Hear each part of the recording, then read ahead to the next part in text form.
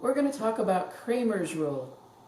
And Cramer's rule can be done for this class anyway, 2x2s and 3x3s. But you can do it for higher as well. So say you're given two systems of linear equations and you put it in a matrix. We know how that goes. The first step that I would do to this problem before I even begin to use this right here, which is Cramer's rule, I would check your determinant first. If your determinant is 0, you cannot use Cramer's rule. You're going to have to use some other method. If your determinant is not 0, then Cramer's rule is the way to go. Cramer's rule says if you're going to solve for x sub 1, and x sub 1 is the first column, you're going to replace the first column with the B column, the answer column. The second column remains the same. And this is all over the determinant of A. X sub 2 is done very similarly.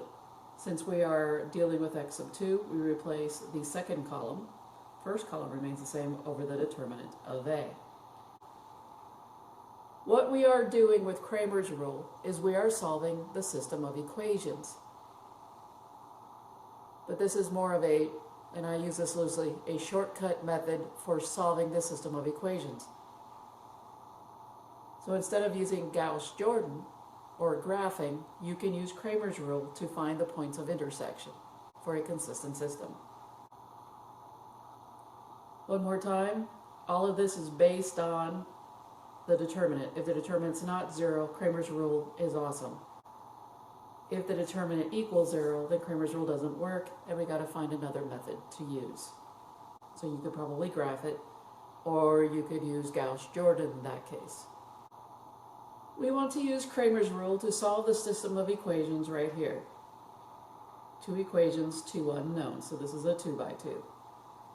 First thing, put it inside a matrix. Our matrix is now set up. Good to go. Second thing that you're going to do is deal with the determinant. Our determinant is not 0, so that means we can use Cramer's rule in this case. Our determinant is 19. First thing you want to do is find x sub 1. And again, using the pattern, what I'm going to do is replace column 1 with the answer column. So instead of 5, 1, I'm replacing it with 2, 1, the B column. Column 2 remains the same. And your matrix is all over your determinant.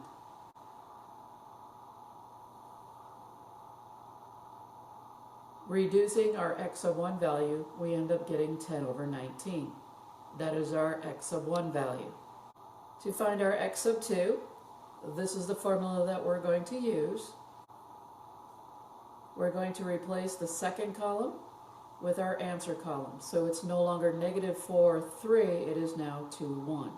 First column remains the same, and this is all over your determinant of 19. Working the determinant of that 2x2, we end up getting 3 over 19. That is your x sub 2 value. Step 4, because I'm going to want it in point form, just input your values into point form.